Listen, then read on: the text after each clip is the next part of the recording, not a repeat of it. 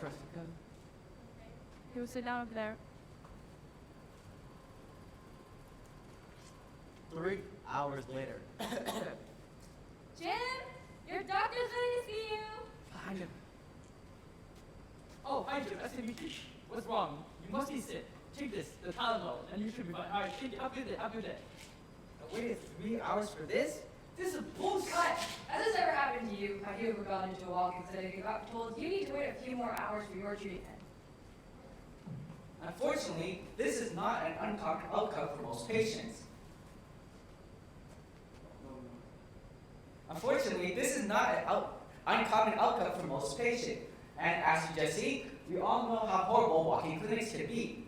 That is why we would love to introduce to you all our new solution, the love child between Yelp and Open Table for walk-in clinics.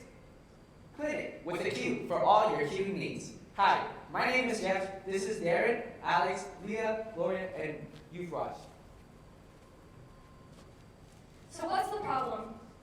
Well, Ontario is currently dealing with a huge unhealthy shortage of family doctors, meaning 2.2 million of Ontarians are left without a doctor.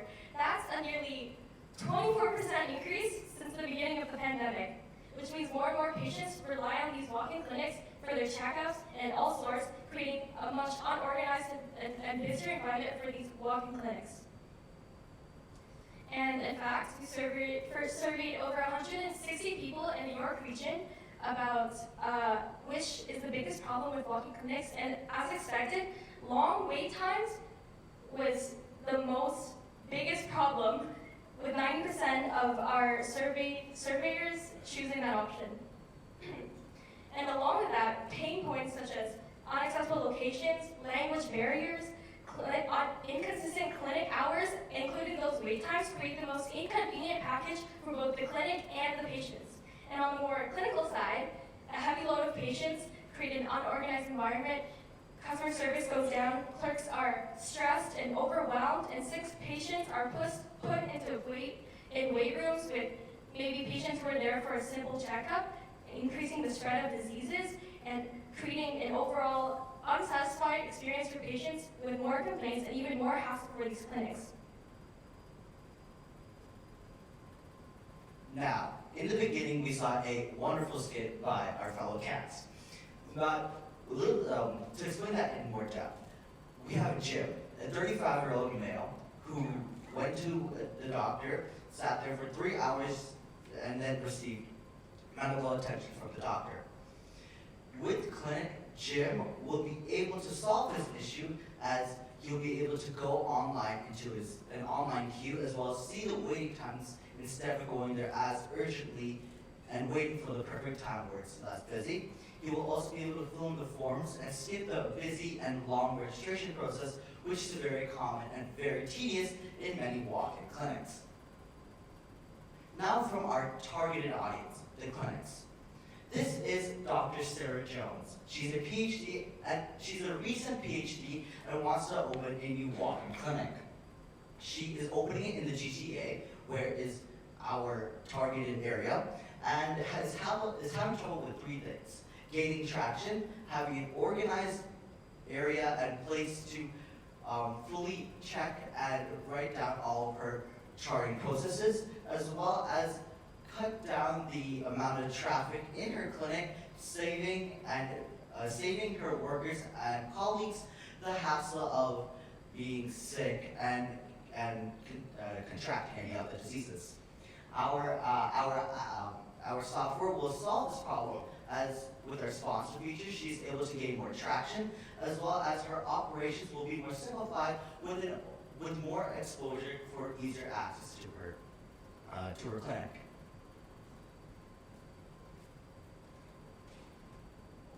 With our service, we can make your walk-in clinic waiting rooms go from this full of unhappy patients waiting in these long lines to this, having a patient being able to see their doctor in a shorter span of time and leaving satisfied with both the service and the experience.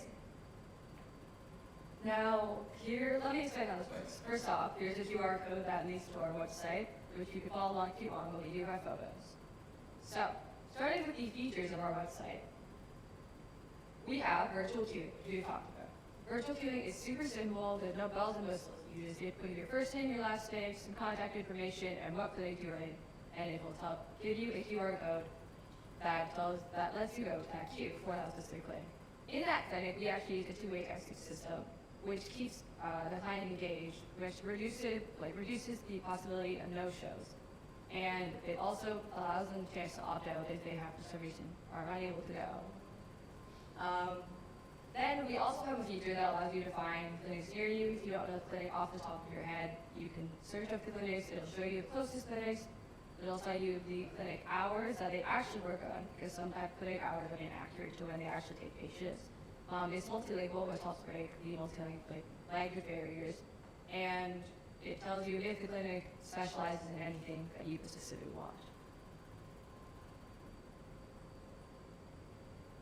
So now that you know the basics of our website, what makes us better than other places, such as our direct competitor, Medimap? Now, Medimap actually, their existence validates the fact that this is an actual problem, and this is the market that we need to hit. So first off, service level today, our subscription rate for the clinic is actually cheaper than Medimap, and Medimap actually requires you to pay first before you try anything else. If we have a 1 month free trial, which allows clinics to get the feel for what we're doing, and let them really know if they want to use our stuff. We also have more accurate wait times. In the future, we're planning on using an AI system to predict more accurate wait times, but in the beginning, before we can get this AI system off the seat, we're planning on using manual input times. Also, Medimap caters to all different kinds of clinics. They do everything. However, we're focused on specifically walk-in clinics, which makes our virtual queuing actually much more effective, because this is specifically what walk-in clinics need, and we don't use a blanket solution for all these different kinds of clinics. Going back to what we said earlier, we surveyed 160 people, over than 160 people in the GTA, to see their aspect and opinion on our software. We started our survey with how comfortable they would be by filling out the forms and doing the registration/check-in process online. We received a 74% comfortability, as they were very positive and responded amazing. They also agreed that it would be very beneficial to understand the wait times and have an online queue, having 90% thinking that was very positive, as well as we got 94% of our users of this survey to agree to use our software once it goes online.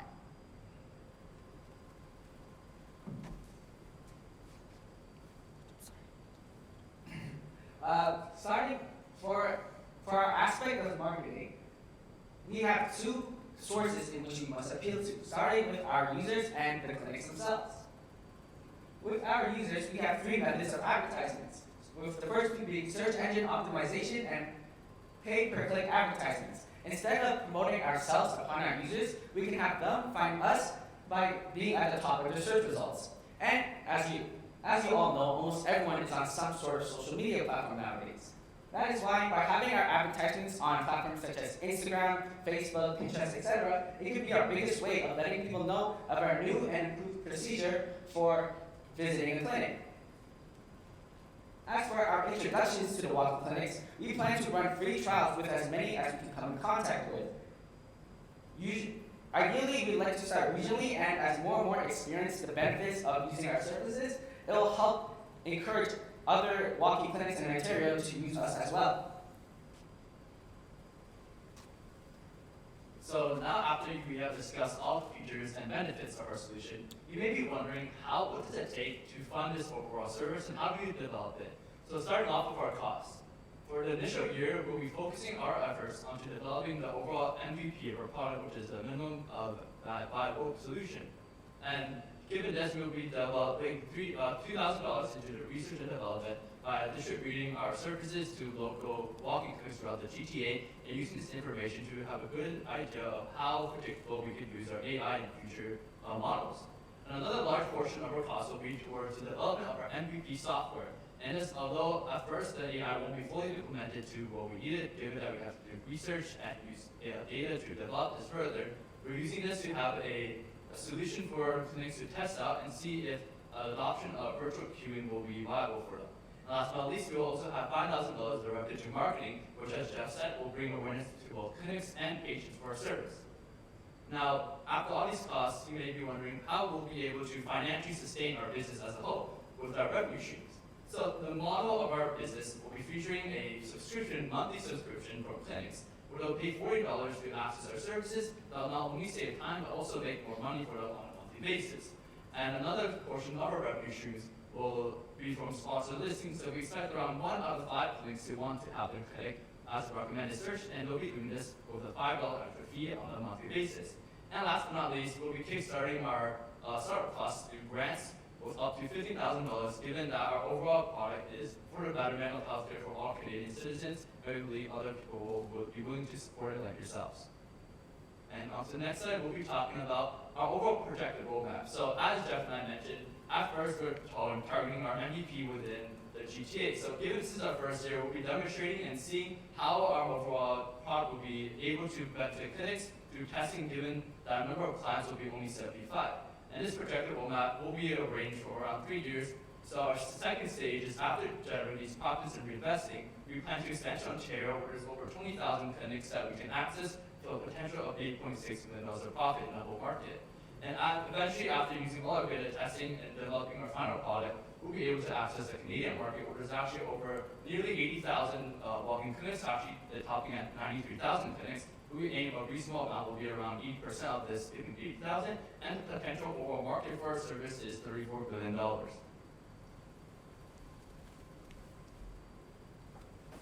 judges, this is where we need your help.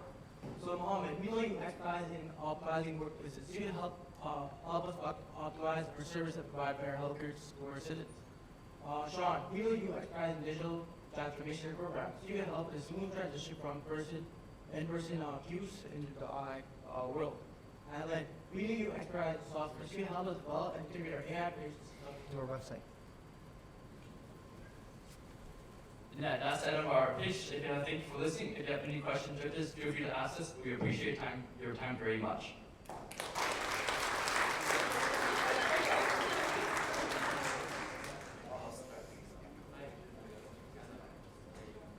Who's like it?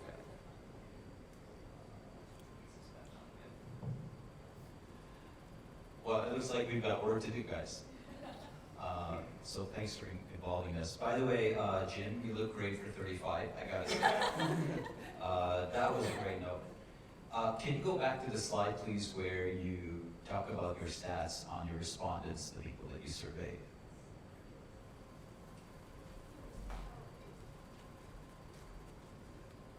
How many of them were doctors? So this is from the. How many of them were doctors? It's not. We didn't ask for the profession. Good. How many of them were clinics? Work at clinics. Yeah, how many clinics did you go to Oh. survey? I went to How many clinics did you go to? 3. Perfect. So that's exactly it. Just answer the question. You're doing great. That's it. That's all I want. So what I love about what you guys are doing is that you're taking a marketplace that's very fragmented, and you're finding inefficiencies in that fragmented market, and you're solving for that inefficiency. That's great. So you're asking about why it's inefficient. It's because of the fragmenting, and you're solving for fragmenting. That's what you're doing. It's fantastic. What I'd recommend you do is continue to dig deeper into why. So for example, when you're comparing yourselves to MediClinic, is that a competitor? Yeah. I'm not Medivac. Medivac. And you talk about why their wait times are inaccurate. Right? You say that you're going to be more accurate, but have you asked the question, why are they not so accurate? And one of the reasons they're not more accurate is because you got to get buy-in from those clinics who you did not talk to, right, to use the system. So my question to you is, how do you get engagement? How do you get people to put data into this thing? How do you convince them to go from the millions that they have spent on their systems that they're using now and switching them over to using this system? That's it.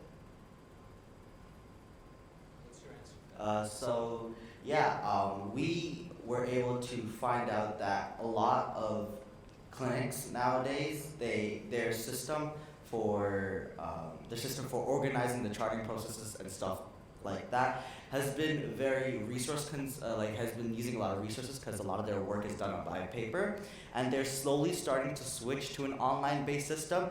However, as they're slowly starting, if we incorporate our service into that, we can help leverage our situation and our software. So how will you get them to convert?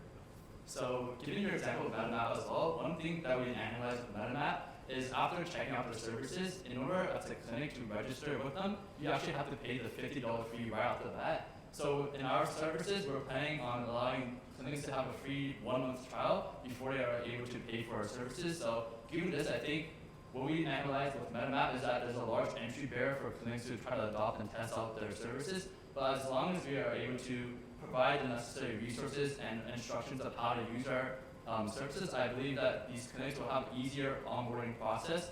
And given that, as long as, I guess there's not much of a financial harm to try it out, and as long as you give them the right resources in terms of labor to adopt these policies, I think that given how many of their services are already using online EMR systems, their clerks are already familiar with online electronic organization, and this will be a relatively more, I guess a harm-free testing area for clinics to try to adopt their services throughout the region.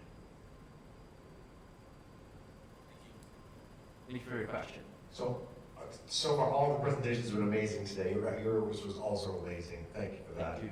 I have the same question, which is, who is your actual customer understanding? Your actual customer is, you've got user feedback from the end user, but that's not the people you're collecting money from. So your actual customer is clinics. Yeah. And you talked to 3 clinics. I'm fascinated because I've seen 2 real startups still raise real money. I mean, like customer startup, but we're doing similar things. And so you guys find problems inside that I haven't seen them solved, like the automatic website that you can go to and you can see all your clinics and where the wait times are. That is genius. And I was like, instead of solving this through everybody signs up, you could throw a piece of technology inside the clinic and just monitor how many people are sitting in the clinic for how long, and then give people solve the user issue, which is, I don't know which clinic to go to, and I don't want to wait 4 hours. I want to get through it really fast. One big catch now, though, is because of COVID, not everybody's sitting in the car, and there's different clinics doing different things, using different technologies, and so the real question is, have you talked to clinics to really understand where and how they'll be interested in? Yeah, so in terms of that question, we actually have discussed and called with actually more than 3, so we personally visited 3 clinics. We also discussed with 7 clinics, and we actually have some who are already interested after emailing them back and forth. And given that, I think that, for example, MetaMap currently, I think one weakness they have in their services is that we mentioned that they're trying to encapsulate all healthcare systems, and therefore a lot of their walk-in clinics aren't adopted to their estimations. So we actually asked these clinics, and they said that given how there's a lot of back and forth physical forms and information like that, obviously we'll have to be OFIT compliant, which is Ontario Health Privacy Information System and Act. But that's something that we're planning to do with our beta and our final services. But that said, they have discussed, and we actually called the clerks, and given that they're probably the main interest, although our target persona is probably newer walk-in clinics. That said, these clerks will have a more efficient time and easier job and can redirect their labor and efforts to other areas. And overall, I think that they do have troubles in terms of having all these forms they have to fill in, having people complain some. And overall, I think there's a appeal given that we have asked, majority of them have given us a positive response, and as I said, some are actually willing us to refer to a doctor and discuss further with our business solutions. So I'm not sure if exactly I answered your question on the dot, but feel free to correct me. Our questions have been vague, so yes, you did, Yeah. thank you. I think the best part here is what you identified is there is a problem, there are other people that are solving it badly, so there's an opportunity to solve it well and take out competition. Yeah, for sure. And just to add on that, when we check out MetaMap, for example, I would click on the nearby clinics, but we analyze that all of them don't have active wait times because they tell the clinics to manually update it every 30 minutes. But that 30-minute gap is still 30 minutes of someone's life. And also, we also search up, given Yelp's usage of this AI technology, that employees who estimate aren't as accurate as using AI to calculate given previous stay times. So we think using in the future when we develop more AI predictive systems, that we'll be able to have a more accurate system. And given that we're only focusing on walk-in clinics, we're going to ensure that every clinic that's on our site and our platform is actually actively participating in our service instead of random clinics, some who aren't accurate for MetaMap, whereas some may be accurate, but no one knows. So yeah. Cool idea, great job.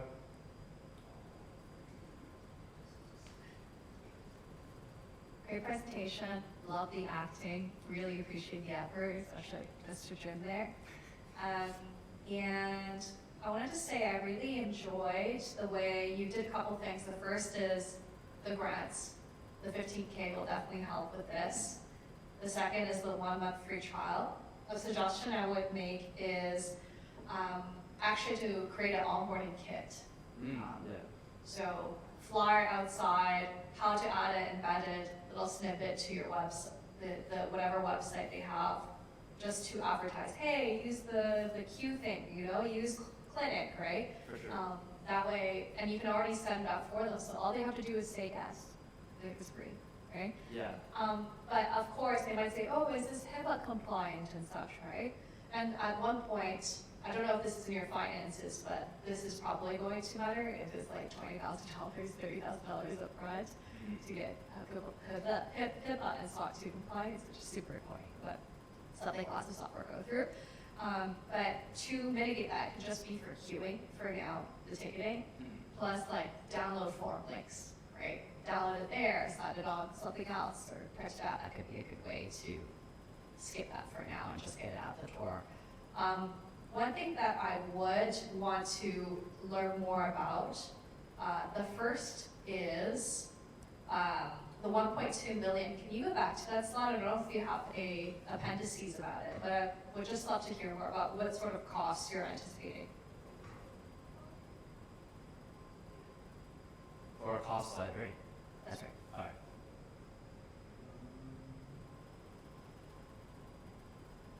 Next, this one. So given that, although it's a really rough estimation, given that we don't have as much software knowledge as maybe some of you judges would know on like developing AI and further integrating with our services, that said, that we know that first of all, we will have to, our MVP will just mostly be, as you said, kind of like testing without the AI integration and ensuring that clinics can like see how it is and how easy they could use it. But that said, we will obviously have to have a larger portion of AI and software developers to make sure our AI technology is actually well implemented. So cost-wise, like how many software developers, how many people working on this, what percentage could potentially be for sales and marketing? Just curious if you can walk me through that. Yeah, sure. So we estimated that roughly our software and AI will cost around $500,000 just for the overall process to have like a sufficient beta model. Although obviously we're not too well versed into like exactly what is needed for our AI software, that's why we're designating around like decent portion of like almost half of that portion into just the development of our software and AI integration. And in terms of scaling, given that this is Ontario, where the difference between our first stage and our second stage is obviously the number of clients goes from like 75 to potentially 20,000. So that's given that will be a large portion. Obviously, will be ensuring that we are using a lot of it for marketing. So this includes just social media marketing like SEOs. Given that we're trying to have a broader reach to almost 20,000 clients, and also we are also predicting to expand our labor force. Given we have many more clinics to network with and connect with. So although I don't have the exact numbers breakdown, but I did do rough estimations to calculate this. So I know we're giving enough room to have rough costs to cover what we think we could scale to. Okay, and then the second question is the 20,000 clients, they're all in Ontario. Is that the number of walk-in clinics, or just curious how you got the number? Yeah, so there's actually around 25,000 to 30,000 walk-in clinics in Ontario, though there isn't a definitive number on like a Google search, considering all of them are private and all of them are like reopening really quickly. That said, similar to stage 2 and stage 3, we're aiming to have around like an 80% market share of all the clinics. So obviously, we're trying to have a reasonable expectation that not everyone will try to go with us. So that said, I think that 20,000, although that's like our market goal for that stage, and that will be around 80% of 25,000/30,000, and that's pretty much how we got the number of clients and potential walk-in clinics. Awesome, thank you. All right, thank you. Let's